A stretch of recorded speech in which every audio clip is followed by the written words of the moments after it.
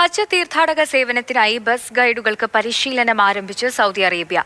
ഹജ്ജ് തീർത്ഥാടകർക്ക് മെച്ചപ്പെട്ട സേവനം നൽകുകയാണ് ലക്ഷ്യമിടുന്നത്. അതോടൊപ്പം കൂടുതൽ സ്വദേശികൾക്ക് തൊഴിൽ ഉറപ്പുവരുത്തുകയും ലക്ഷ്യമിടുന്നുണ്ട്. ഹജ്ജ് സീസണിൽ തീർത്ഥാടകരെ സേവിക്കാൻ സൗദി പൗരന്മാരെ പ്രാപ്തമാക്കുന്നതിനായി മക്ക ചേംബർ ഓഫ് കൊമേഴ്സിന്റെ നേതൃത്വത്തിലാണ് ബസ് ഗൈഡുകൾക്കായി പരിശീലനം ആരംഭിച്ചിട്ടുള്ളത്. വിശുദ്ധ ഹജ്ജ് കർമ്മത്തിനായി വിദേശത്തു നിന്നും എത്തുന്ന ഹാജിമാർക്കായുള്ള ബസ് ഗൈഡൻസിനായുള്ള ഏകോപന കൗൺസിലുമായി സഹകരിച്ചാണ് പദ്ധതി ആരംഭിച്ചിട്ടുള്ളത്. ഇതിലൂടെ ഹജ്ജ് തീർത്ഥാടക സേവനത്തിന് ബസ് ഗൈഡുകൾക്ക് പരിശീലനം ഉറപ്പുവരുത്തും.